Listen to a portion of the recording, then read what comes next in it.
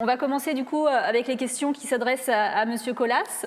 Et tout d'abord, est-ce que vous pouvez nous rappeler quelles sont les prérogatives de la métropole de Lyon sur la logistique urbaine par rapport aux prérogatives des communes qui composent la métropole et des autres et de l'ensemble du millefeuille administratif français?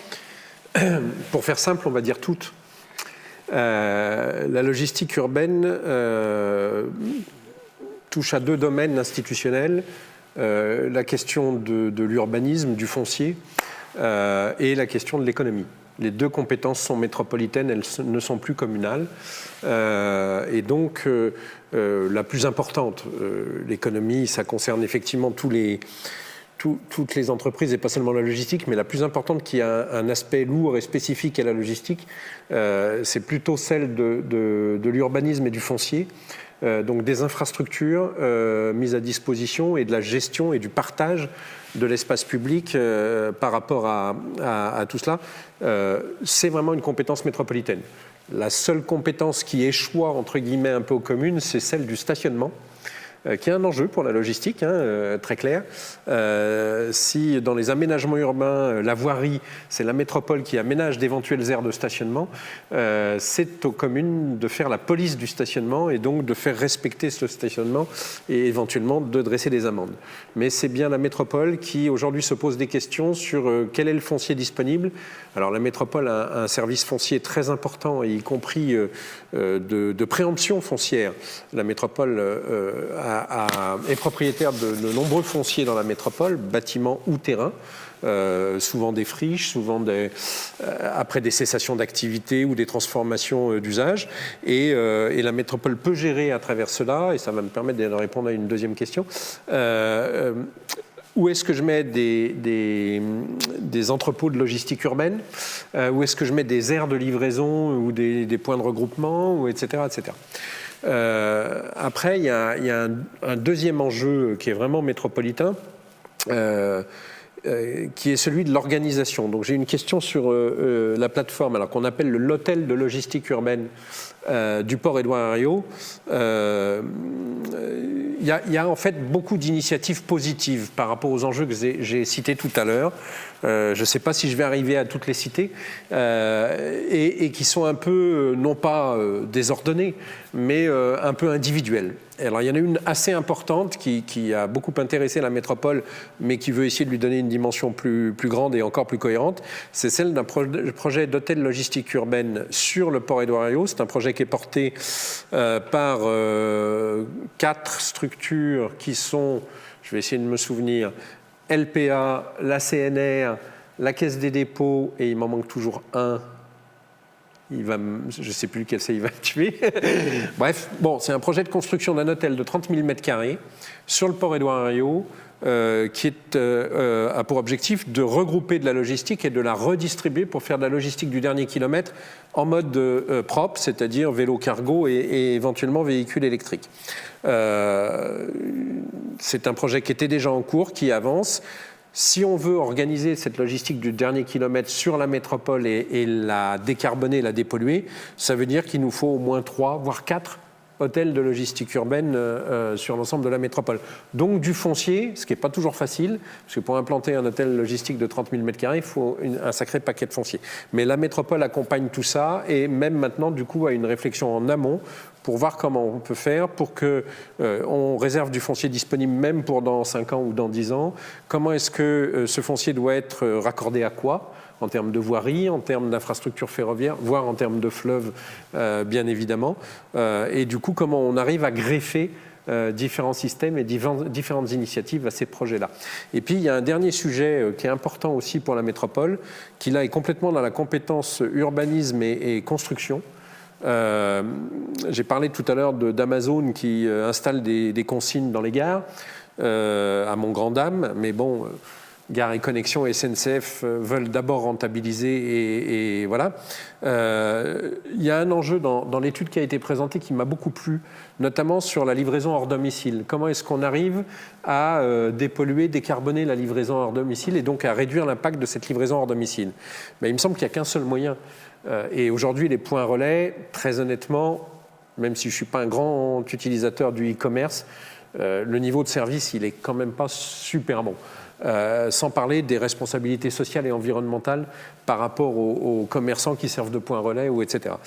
L'idée, c'est de dire qu'il faut être capable de mettre le plus près possible, notamment en zone urbaine dense, des points relais qui peuvent être effectivement automatisés comme des consignes, mais qui ne seraient pas réservés qu'à un seul distributeur, mais à tout le monde, y compris d'ailleurs aux commerçants locaux, et où l'habitant, le consommateur puisse, on va dire à 500 mètres de chez lui, aller à pied chercher le produit qu'il a commandé et à l'horaire auquel il veut aller le chercher.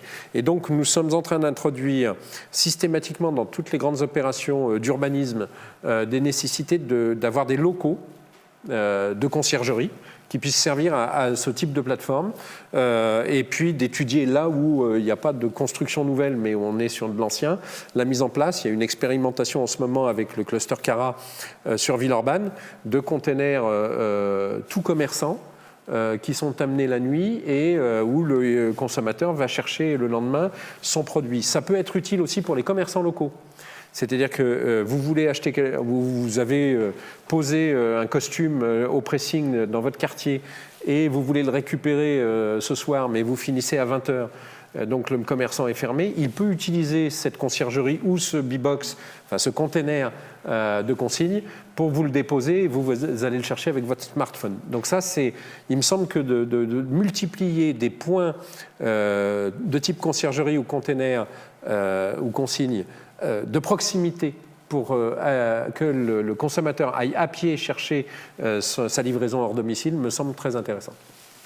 Merci, donc on voit bien tout un réseau d'espaces pour la logistique qu'il faut mettre en œuvre, à côté des hôtels logistiques aussi, des équipements un peu plus légers pour rapprocher la marchandise du destinataire final. On a toute une série de questions également qui s'adressent à Mathieu et qui déjà te questionne sur le fait, est-ce qu'on a des éléments sur, tu nous as parlé en fait de la mobilité des ménages qui était associée à ces achats e-commerce. Est-ce qu'on a le pendant sur l'amont, en fait, le trajet de la marchandise jusqu'au domicile ou jusqu'au point relais? Est-ce qu'on a des éléments là-dessus? Est-ce qu'on a aussi des informations sur l'éventuelle substitution entre les achats e-commerce et les achats dans les commerces traditionnels, et des questions également sur les déchets qui sont générés par ces livraisons, en tout cas tous ces colis, tous ces emballages qu'on reçoit à domicile. Donc est-ce que tu as des éléments là-dessus, ou des pistes en tous les cas, sur ces questions? Tout à fait. Alors, de fait, pour répondre à la question, est-ce que ces études-là existent sur le B2B? Évidemment, c'est vrai que c'est une des premières choses sur lesquelles on a travaillé au laboratoire, c'est-à-dire les mouvements interétablissements, le transport de marchandises en ville. Donc, il y a des enquêtes qu'on appelle les enquêtes transport de marchandises en ville, alors qui sont de fait pas systématiques dans les grandes agglomérations, mais jusqu'à présent, on a pu en faire 5 à Dijon, Paris, Bordeaux, Marseille, à la fois dans le milieu des années 90 et plus récemment dans les années 2010. C'est donc ces enquêtes-là qui ont d'ailleurs permis la construction du modèle Freiturb de simulation des flux de marchandises en ville. Donc effectivement, ça existe. Alors il y a beaucoup de choses dans ces enquêtes-là. Peut-être que du coup, on pourra vous inviter à consulter les informations sur le site du laboratoire, donc du LAET. L'autre question qui portait sur donc est-ce qu'il y a un effet de substitution, notamment au niveau des achats. Alors, je vais parler sous contrôle des spécialistes, peut-être aussi Monsieur Chevalier tout à l'heure qui interviendra pour le compte de MyPresskill, mais ces dernières années, le budget de consommation des ménages n'a pas vraiment augmenté plus que ça. En revanche, la part de l'e-commerce dans le retail total a augmenté. Donc on plaide plutôt pour une substitution qu'une augmentation pure et simple de la consommation en général sur ce type de biens-là. Pour ce qui est de l'étude au niveau des déchets générés, alors de fait, on ne l'a pas pris en compte dans cette étude-là en spécifique et pas lié spécifiquement à l'e-commerce. Il y a un projet qui a été mené, qui s'est terminé aujourd'hui, qui s'appelle Simonem, dont en fait Florence était la responsable chez nous, qui se chargeait effectivement d'étudier la question des déchets produits par les ménages. Aussi notre collègue Adrien Bézia, qui est aujourd'hui à l'université Gustave Eiffel, qui a travaillé dessus. Nous, on a eu un projet là-dessus qui nous a permis de constituer des bases de données et de la connaissance sur ce que pouvaient générer les ménages en termes de déchets, sans particulièrement se focaliser sur l'e-commerce. Voilà, je crois que j'ai fait un peu le tour des questions qui avaient été posées. J'ai vu une autre question concernant la séparation finalement dans l'étude entre les achats classiques et e-commerce. Alors de fait, une étude parfaite aurait pris en compte on va dire tout l'appareillage d'achat et l'ensemble des pratiques d'achat des ménages e-commerce versus traditionnel. Et il faut bien vous dire qu'effectivement sur ce type d'études-là, on a des budgets et que effectivement, si on veut être efficace et réaliste, on est obligé de limiter le périmètre. Donc cependant, le LET est engagé dans un projet qui aura en fait pour but d'intégrer ces questions-là. Achat et mobilité des ménages. Alors, très orienté e-commerce, mais on va aussi mesurer des éléments sur les déplacements d'achat traditionnels. Donc, on sera en capacité de faire un peu plus la part de l'un dans l'autre. Donc voilà, c'est un projet qui s'appelle MOBS et dans lequel effectivement se retrouvent le laboratoire, donc le LAET, l'Université Gustave Eiffel et l'Université de Bourgogne. Ainsi que le Conservatoire national des arts et métiers. Tout à fait, donc, voilà. Et qui apportera aussi un éclairage sur l'éventuelle substitution entre les achats traditionnels et les achats e-commerce, puisqu'on aura des entretiens qui essaieront de creuser cette question-là.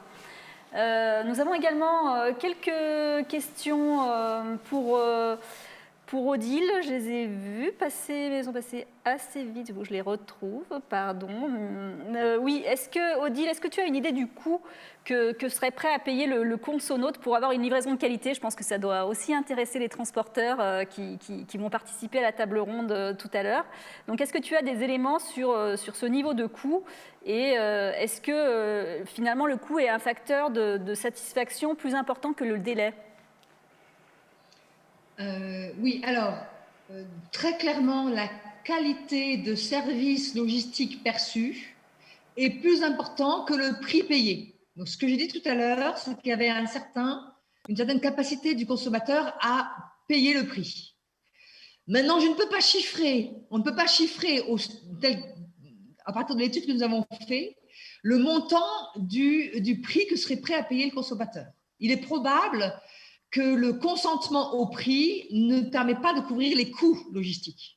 Voilà, donc je ne peux pas être précise en disant on peut payer tant, ça dépend vraiment du prix du produit et des circonstances. Donc il y a un certain prêt à payer, mais ce qui est le plus important, c'est la qualité de service et logistique. C'est ça qui prime. Donc ce n'est pas le prix qui prime, c'est la qualité de service et logistique. Et puis j'ai un dernier commentaire là-dessus.